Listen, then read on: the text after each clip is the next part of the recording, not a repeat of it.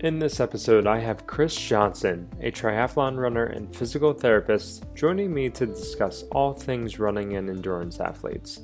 Chris and I discuss his background, including why he is so passionate about helping runners, some of the misconceptions runners as well as healthcare clinicians deal with in regards to running injuries, and easy, actionable steps both parties can take to improve outcomes.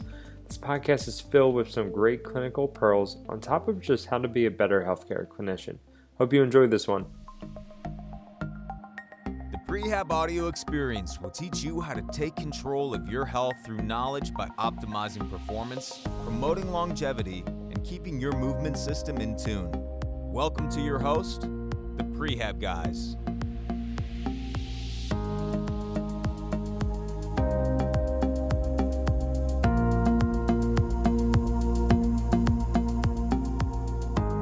Chris, welcome to the show. Thanks for joining. Yeah, thanks for having me on, Craig. This is long overdue. I've known you guys for a while, so it's great to finally sync up for a call. I know it's been hard to get you on call. I know that you've been pretty busy, so I'm excited for this one. Excellent. So I would just like for you to introduce yourself. Who is Chris Johnson and what does he do? Well, these days, I'm a proud father of two young kiddos, 3 and 1 years old. My daughter's 3, and she's a big bad 3-year-old, and my son is 1. He's following suit. Outside of that, I'm a proud husband, and professionally, I'm a physical therapist, and then dabble quite a bit in long course triathlon. That's a sport that I took up maybe about 12 years ago. It seemed to make sense given my background with running, cycling, and even swimming when I was younger. So, it's something that seemed to rescue me from a lot of orthopedic related injuries from playing tennis over the years, not to mention a bunch of other sports, but which I think they were all invaluable in sort of setting the stage for bone health and just helping me sort of evolve as an athlete. Outside of that, I don't know. Not much to me. There's a lot more too.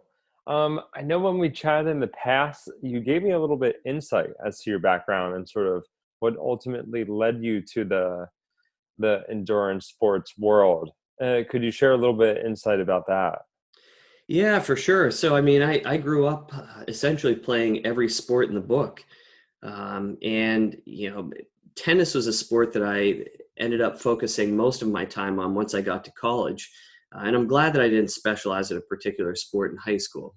I think it really did a lot to, as I just mentioned, foster athleticism, bone health, and just to really build my system. But, I started getting into issues when I was playing tennis, and tennis is a sport that, obviously involves a lot of abrupt starting, stopping, change of direction, gnarly demands on the dominant arm, and especially considering the role of the serve. So, I started running into some issues. I've been through 2 shoulder surgeries on my left side, stemming from being an overhead athlete. I originally was playing baseball, which is what landed me into trouble. I was sort of out-throwing my system. So, having dabbled in all these sports and continuing to run into issues, which are a product of a number of different things, but it seemed like when I got to cycling, that seemed to really rescue me, in particular from a lot of knee-related issues. And I was told, I guess it was my senior year of college, that I was running full speed during a tennis match and came to an abrupt stop and avulsed the inferior pull of my patella. And that was literally like a 2-year deal that sort of sidelined me. I'd walk down the street and I would catch my foot or stub my toes, and I would just see stars because the pain at the level of the knee was just so bad. Stairs were out of the question. So cycling is what really got me back into a good state. And I sort of took it up, and I always rode a bike, and I was mountain biking virtually every day in college. But I started getting into road cycling because I was just thinking, how do we create a smooth cyclical environment? Because I wasn't quick to resign to the fact that, despite having been told that I would need knee replacements, that I would never be able to run past the age of my early 20s, that I should hang up my tennis rackets. So, once I started sort of, you know, regaining some function, I think a lot of that had to do with riding a bike. And I was in a great place at the University of Delaware. I could go out in the farm country and be on my road bike. And, as I started just gaining capacity and my pain levels started to go down, I felt like I started to gain some endurance in my legs. And eventually I relocated to New York City after grad school to take a job at NISMAT.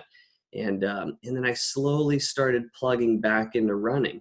And here we are today. I mean, that was several years ago, but I think the beauty of all these endurance sports is, since I come from a background of sports that involved a lot of multiplanar movement, changes of direction, as I mentioned before, that it was very soothing to be involved in these sports that were primarily straight plane with predictable performance demands. So, and I feel very fortunate to have just persisted and fell into some great hands in terms of clinicians and surgeons over the years. And I'm sort of a pig in poop these days. I'm in my early 40s and I train like a madman. And it's fun now, especially because I've weaved it into my professional existence.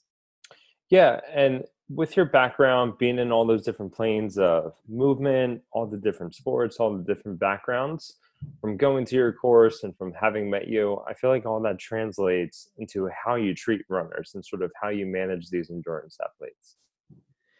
Yeah, very much so. I mean, I think that I used to pretend like I had some command of helping runners who were sidelined from training, whether it was pain or injury. And I want to make sure not to use those terms synonymously. They do get used synonymously, and that's a problem. But I think that we can prepare runners for the performance demands, especially distance runners, because they're very predictable. And even though running is a plyometric activity, it's a low-level plyometric activity. And it's something that tends to be pretty soothing for the body, too. There's some amazing research in Nature talking about the impact of running on intervertebral disc health. We see this time and time again in terms of studies that look at the knees of runners that tend to be a little bit better off unless people are a very high level competitive runner. And I think that coming to running, as I mentioned before, having dabbled in all these sports that were more multiplanar in nature,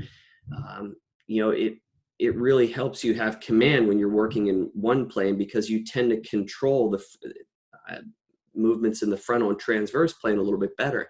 It's always fun to work with someone who's looking to take up running that may have a background as a soccer player, because I feel like I can really help that person.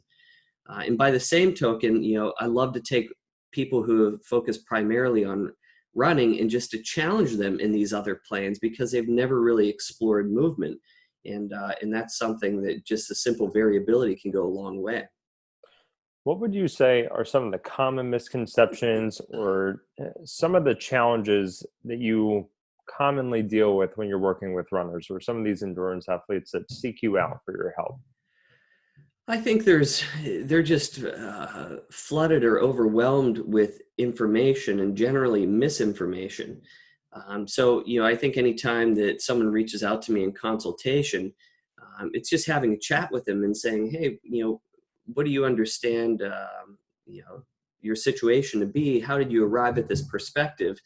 And I think that a lot of the times it's hasty decision making. So if you can really just speak to the runner and make sure that when they are sidelined from training, they understand they're likely going through an identity crisis in many ways. And I hope that was a theme of the course. So to mitigate threat to this, you want to really help to broaden their identity. Talk about things outside of running, where they realize that life is a little bit more than running, even though it's an important part of their life. And I think that just incorporating some variability into their training can go a long way. I think runners are creatures of habit, and I always think back to my time in New York City when I'd be commuting to work by bike, and you would see the same runners running at the same time of the day, at the same pace, with the same training partner if they were running with someone. And I think in time that tends to probably force you to go stale. So does that answer your question? Yeah, it does. And I just want to make note of so many valuable things that I learned at your course. And every time I talk to you, I feel like I'm bringing up the same things because they were just so valuable. Like yesterday, I was in the clinic, I had 2 evals, and I used to be the guy on my laptop with my nose in the keyboard, trying to take notes, trying to get every single important detail that I felt like was important for evaluations and for insurance. But I was forgetting about the person in front of me. Versus now, it's I sit down right in front of them. I just have a notepad in my pocket if I feel like I need to write something important down. But now I'm just really having a candid conversation with them. And I know you love that word candid, and I'm going to steal it for the show. Yeah, go for Sake. it. But yeah, I just meet people where they're at now and just have a really candid conversation with them, meet them where they're at, and bring out all the positives. It's like, hey, all these things are going well for you right now. I know you're really focused on this one thing and that's what brings you in today. But in all reality, you're doing X, Y, and Z so well. You're continuing to be able to do this. Like, you're going to be just fine. All we have to do is focus on a couple things and everything's going to work out. And the only other thing that I want to make note of, I think people that commute to work on bikes are some of the happiest, healthiest people. When I was Yeah. on my first rotation in PT school, I was at UCSD in San Diego. I was staying in La Jolla, and I rode a bike to and from work every day. I think that was the lowest my blood pressure ever was in grad school. Yeah, it's a great way to start and end the day. And I'm laughing. I'm surprised I'm not crying because my daughter actually, she's 3 years old and she's in a school right around the corner from us. And yeah, she rides her bike to and from school. That's awesome. Yeah, so she rides to school and it's a push bike, but she just rips around. And in a lot of this, I think she sees me riding, and she's sort of fired up, and I think that's she likes to spend time with me. We actually had our first daddy-daughter bike outing the other day, and Nice. she's able to ride a few miles, which is crazy. So we're going to get her a push bike for the holidays. But yeah, I mean, I think of, we're in two cities on the West Coast that just have horrendous traffic. Yeah. And, I see a lot of people who are just, probably exhausted, impatient, stressed, and they're behind a wheel checking their phone. I mean, when you're on a bike, you just have to unplug. And I think it just forces you to do that. Unfortunately, it's just becoming so dangerous to ride outside, which is why the whole gravel scene has taken off. But yeah, I Mhm. agree with you. I've been commuting by bike pretty much, well, since I got out into the professional world. So Yeah, I think I want to get back to that because it does make you be present, and anything that makes you present, like my wife and I, we enjoy hiking. And the minute that, like you're saying, you can unplug, you have to be present, you have to focus on the task, definitely helps alleviate some of all of that stress and all the background noise that you're dealing with on a daily basis. and it's a free way to get training in. Yeah, People, it's I do a cheaper. lot of my training. I weave it into my day. So if I have to run an errand, I usually will run or perhaps bike, depending on where it is. But we do dinner over at my in-laws well, we tend to do it every Sunday. It's just a way to wind down the evening. And, we'll pack my kids up in the car and my wife will drive over and I run over. And that's largely a function of having lived in New York City, where you don't own Yeah. a car and you sort of give up on public transportation because every time you take the subway, it would break down. So yeah, I think that's a fun way to just incorporate some training into one's life. I think that's why it's hard for me to leave downtown LA because I can just walk everywhere. I honestly Hmm. only drive to and from work, meeting with Mike and Arash, or the grocery store. Otherwise, it's walking everywhere, jogging, or you can always take a line and the Yeah, scooters now, yeah. or an Uber. So I want to go back to this topic. You mentioned a little bit about maybe what runners and endurance athletes get caught up focusing on too much. What about the medical professionals and the coaches and the trainers that are working with these types of athletes? Where do you think some of the times people go wrong? Oh, well, I mean, if you take a step back and you think of our didactic training, and obviously we came from different programs. You were at USC, correct? Yeah. Yeah. So I was at University of Delaware. Um, was Chris Powers involved with your curriculum at all? Oh yeah. Hip Yeah. strategy. That was the number one thing that every single first year DPT student, as soon as when you went out on a rotation or working with anyone, knee pain, it was okay, hip strategy right away. Mhm. Yeah, and I think it's important to look at the role of the hips in running. I think that there's a lot more to unpack with that topic. But I was at University of Delaware.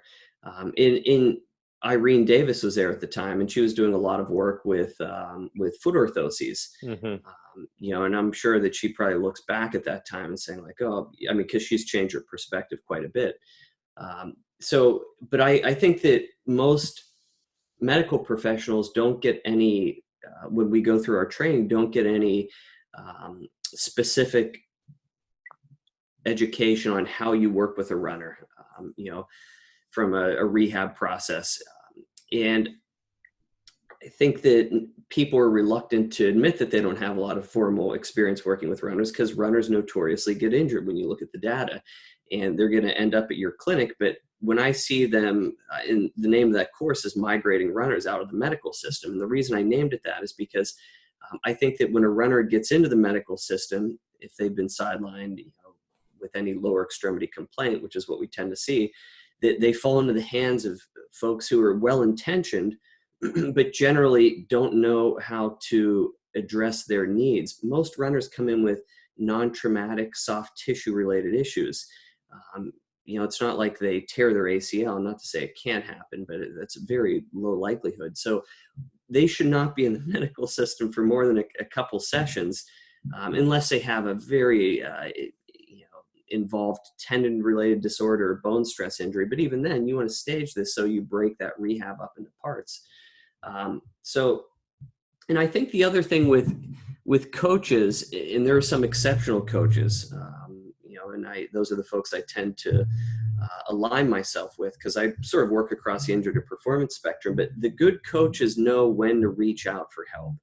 But what I see a lot of the times is if a runner is, or a triathlete is dealing with pain or an injury, that a coach sort of gets hand tied if they don't farm that out or engage the right people to help.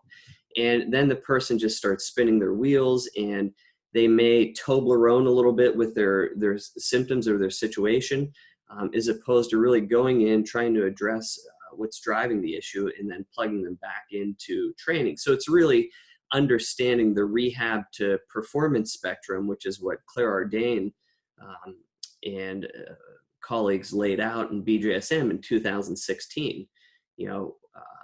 So where it's return to participation, return to sport, and then return to performance. And I don't think a lot of folks really take a step back to identify where folks are on that spectrum, and they don't sort of stage and type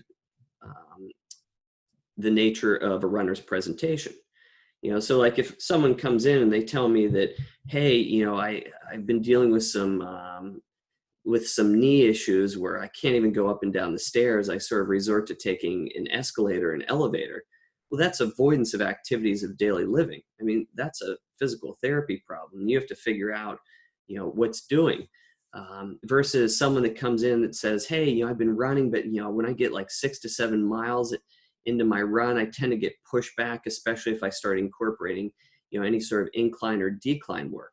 I mean, those are people at different stages. Big time. Yeah, and you have to, because the latter case, you likely will have to get that person on the treadmill very early on to watch them run, to see if there's anything you can do to perhaps redistribute the forces, or you should be talking to them about their training schedule. With someone who's coming in that's dealing with pain that's negatively impacting activities of daily living, to the point where it's an avoidance strategy, or perhaps they're taking medications, well, the trajectory of that person from a rehab progression standpoint is probably going to be a little bit longer, and you have to prepare them for that. Yeah. So again, I used to make so many mistakes, and not that I don't continue to make mistakes, but I feel like I've tightened up the ship a lot. But yeah, I think a lot of people don't appreciate all the moving parts. So it's Mhm. understanding, having a command of, the science of pain, understanding the performance demands of running, understanding the humanities so you can connect with people, having some familiarity with motivational interviewing and how to foster therapeutic alliance, and then just critical reasoning, um, especially with exercise selection and how you prepare that runner to plug back in. And that involves preparing them to withstand cumulative loads, peak loads, and then energy storage and release. I mean, that's running. Yeah, and I think that all goes back to how important that first conversation is that you have with that individual. It's setting the expectations, letting them know, like, hey, here's where you are on the continuum. This is the direction that we want to work in, but this is what it's going to take to get there. And I focus so much more energy and attention to that compared to, okay, I need to get down all these little objective measurements, or am I catching every little small detail and making note of it? It's just the sooner that you can lay down expectations and make sure that this person is meeting you at the same level, you're just going to have that much of better outcomes. And as a first year, I was actually pretty fortunate that I went to this running symposium in San Francisco. It was like during winter break, so I had only done one semester. But it was like a running symposium between Chris Powers, Irene Davis, and then I don't want to butcher his last name, but it was like Brian Right, Heiderscheid. Heiderscheid, yeah. Yeah, out of Wisconsin, right? Hmm. And it was this 2-day, 9-hour running symposium both days. And then that's when I was like, okay, wow, there is a lot to treating runners. And even still today, like I definitely don't have it all figured out. I've learned a lot more, but constantly learning more. And I definitely recommend everyone to check out your course because you really simplified it. And you brought up that continuum earlier.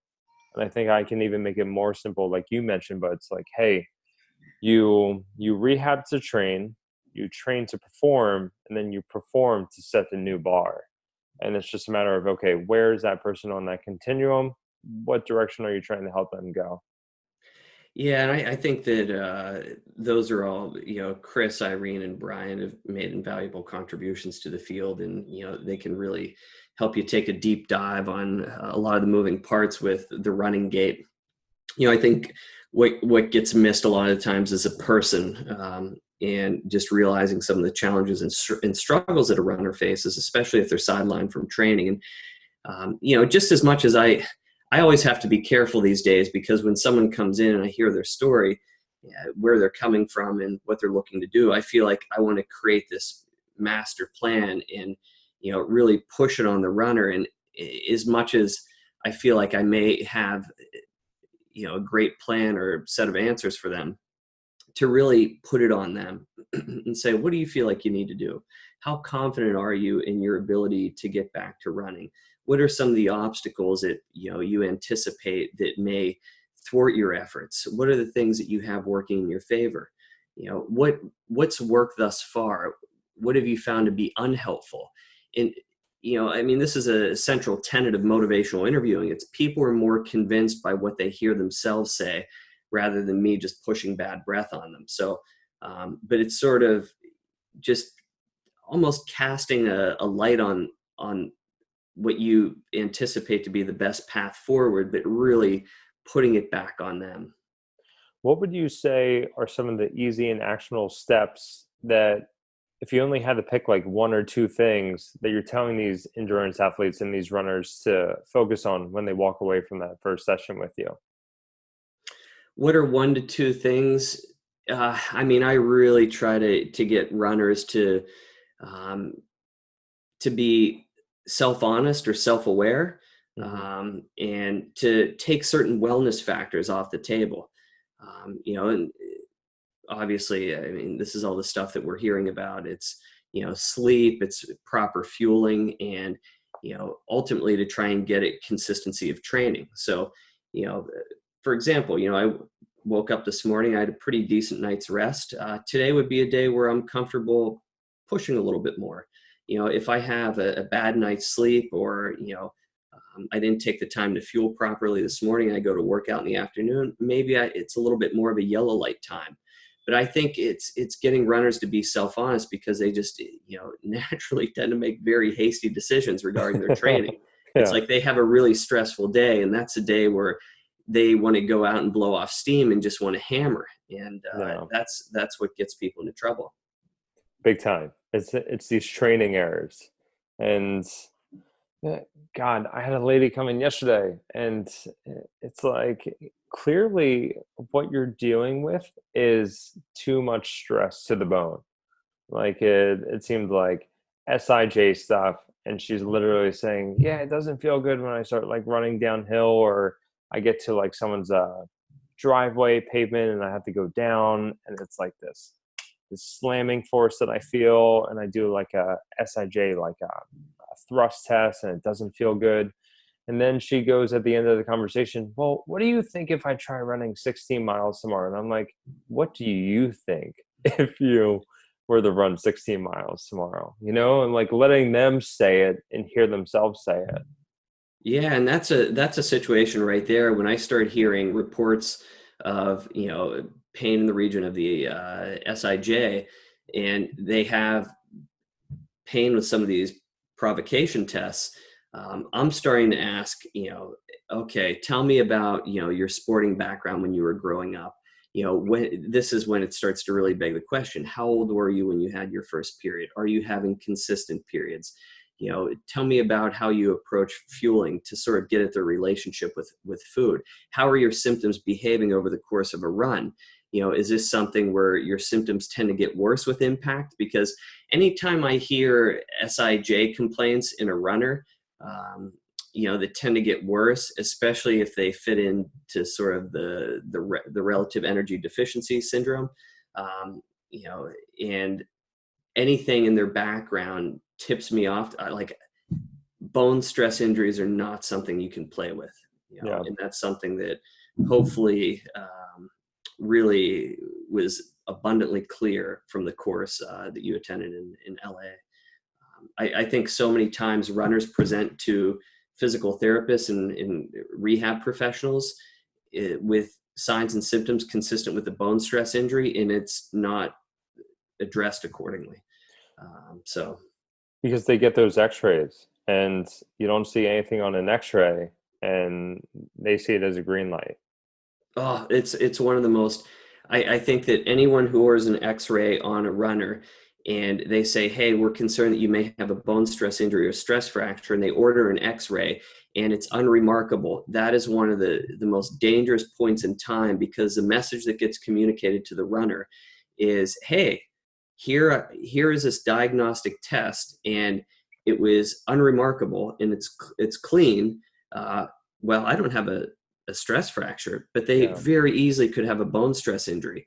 And if perhaps you collected that x-ray, 4 weeks later, maybe it would show. But this is why, if you're really concerned to understand that MR is the diagnostic test of choice, it's going to really shed the most light on it. Sometimes people get CT scans, but that's a very nuanced conversation. In those scenarios, just from your experience, I'm curious. So what would you say is more often than not let's call it like the choice of action? Because I know a lot of people reach out to you, especially like remotely. So you may not necessarily know their referring physician, their physician or orthopedist.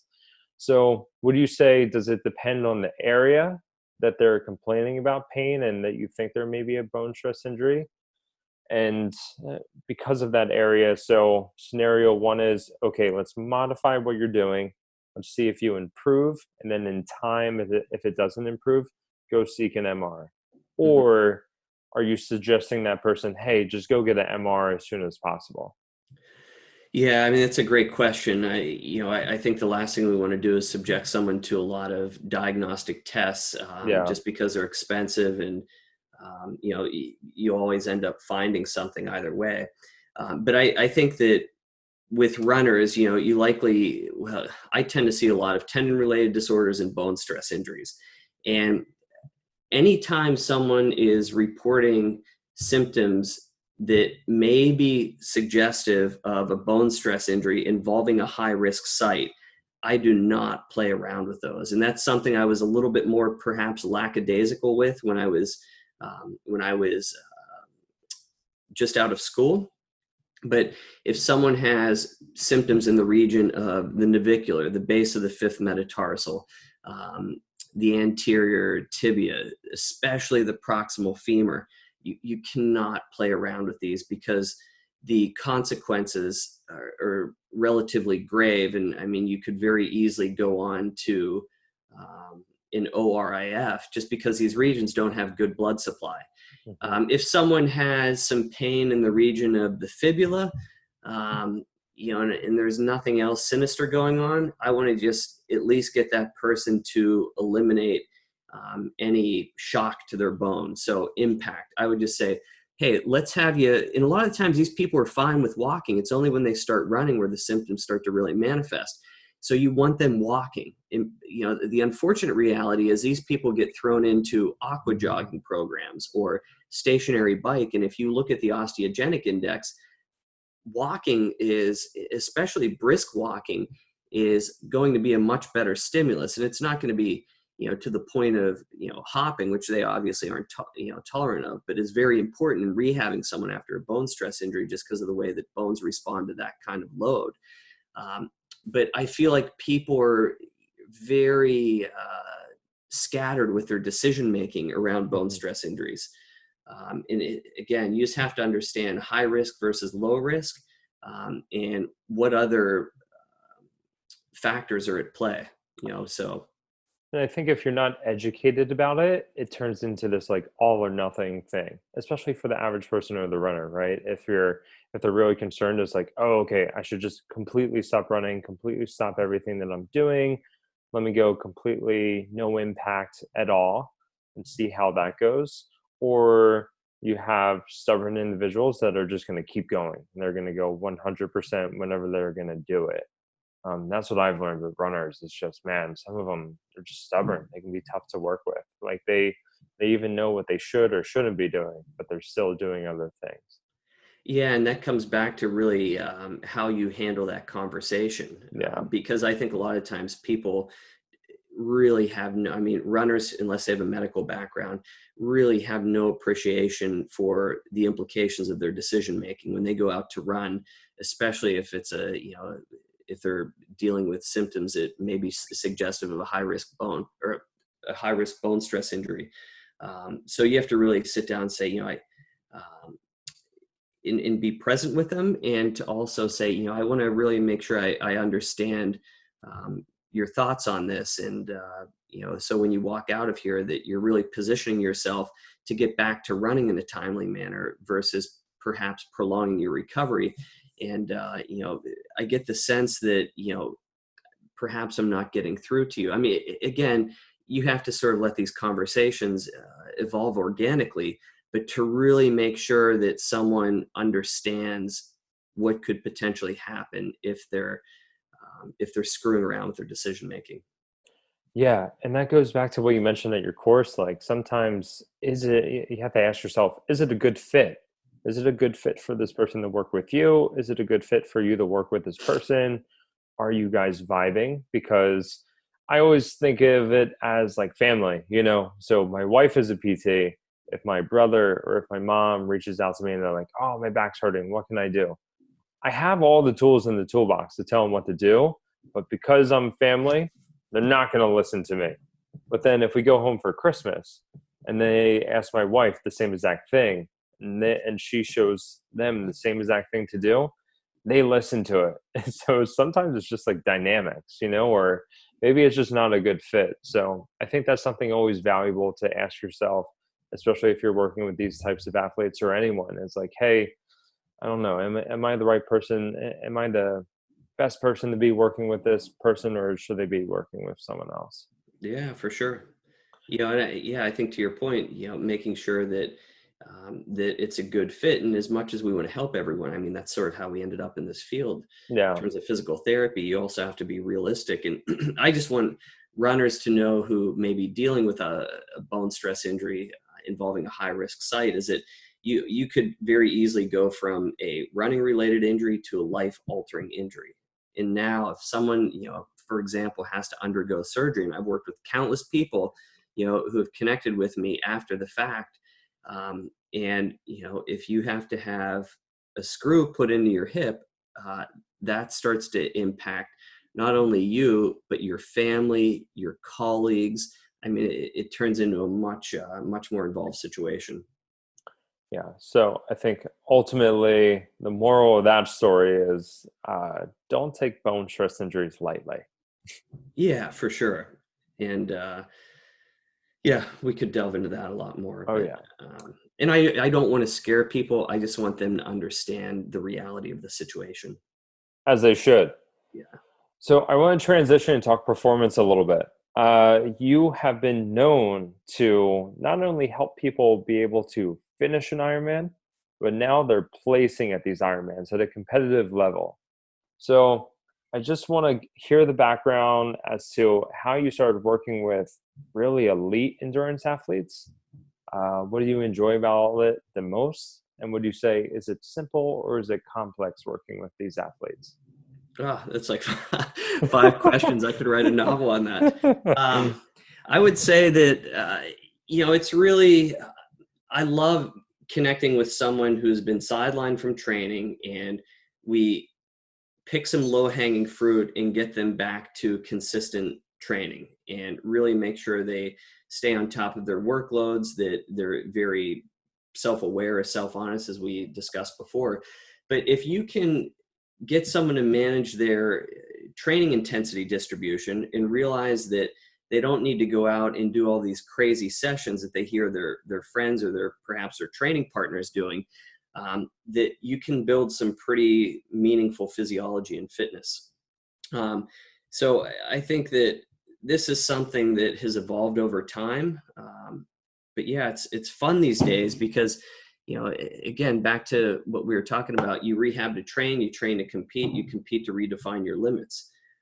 But I think that, I was over in the UK recently, and Paul Westwood gave a great talk, and Paul is a physical therapist, or physiotherapist as they call it over there. And, he was a PT on Joel Filial's training team, and Joel has pumped out countless world-class triathletes. And Paul essentially said, look, I'm a BS detector, and I really try to eliminate a lot of the noise. And it was fun because I felt like I was just listening to this guy speak, and he was basically saying everything that was on my mind in terms of how you approach working with athletes.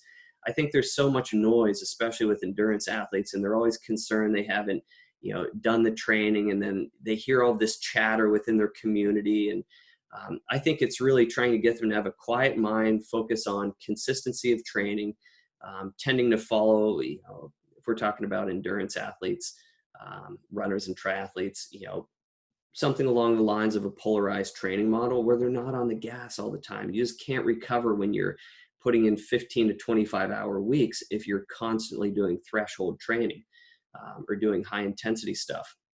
So, yeah, and I think a lot of it is communication, really getting on a call with people, understanding some of these things that are not so readily quantifiable.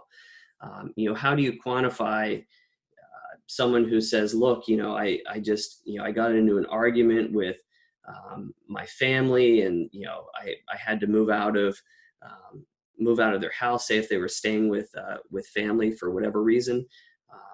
I had to go find my own place to live. Now I'm living with these roommates. Like, how do you quantify that? All right. And you're trying to help that person make decisions regarding managing the physical loads to create a stimulus that's going to lend to performance.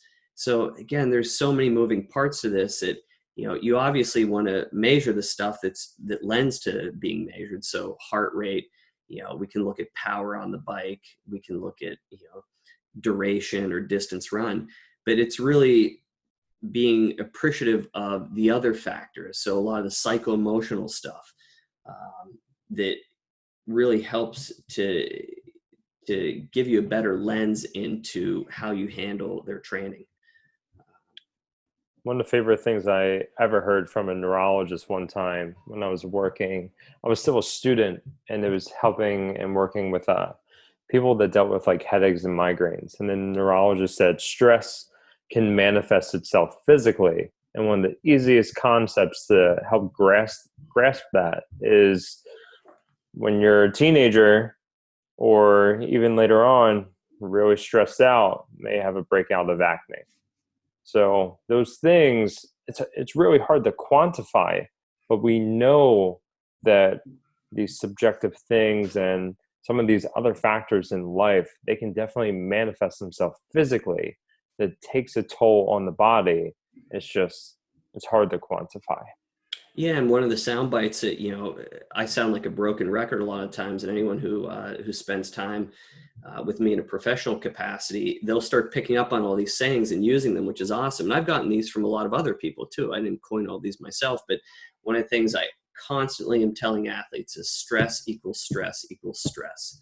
And this gets back to that whole notion of self-awareness. So, if you're having a really crazy day, get out for a walk, get a good meal, get to sleep, and then show up the next day and see how you're feeling. Mm-hmm. Well, Chris, thank you so much. This has been great. I want to wrap up with one thing. So you're on social media. We're going to get your email. We're going to get your Instagram tag. We'll get everything in the show notes. But I know people definitely reach out to you. I know people message you because they're always messaging us. What are you telling runners? What are you telling endurance athletes when they say, hey, Chris, what prehab exercises should I do? What's your elevator pitch to them? Oh, I have no agenda with this stuff. Prehab exercises. I just want people to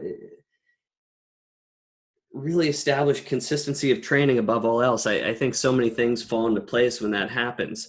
Outside of that, I think that you can look at the work of Tim Dorn and colleagues, and from a running standpoint, do something to load the calves, something to load the quads, something to load the lateral hip, and you'll probably be in a better situation. Nothing fancy. So, I love loaded carries. I love, you could do something as simple, even with the loaded carry, you could do what I call the creeper, which is basically getting a little bit of clearance, say an inch in terms of the heel off the floor.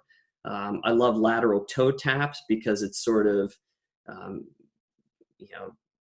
addresses a few different things in terms of challenging the lateral hip. You're loading the quad and you're forcing someone to advance the leg over the foot, ankle dorsiflexion. And you could pick something like a split squat, or say, a deadlift. I mean, just keep it simple. But I think get your training right, frequency, duration, intensity, and then you can start to pepper in some of these other exercises. And outside of that, when in doubt, go for a walk. I like it. All right, Chris, thank you so much for coming on and chatting today. Truly appreciate it. Yeah, of course. Wow, I've met Chris multiple times now, and I've even attended his course on managing runners, yet I still learn something new about running every time I talk to him. I definitely recommend his course. If you work with runners at any level, you won't be disappointed. If you enjoyed this podcast, please rate, review, and subscribe to our podcast. It would absolutely mean the world to us. Drop in the comments anyone that you want us to interview or topics that you want us to cover, and we'll be happy to do so. Take care.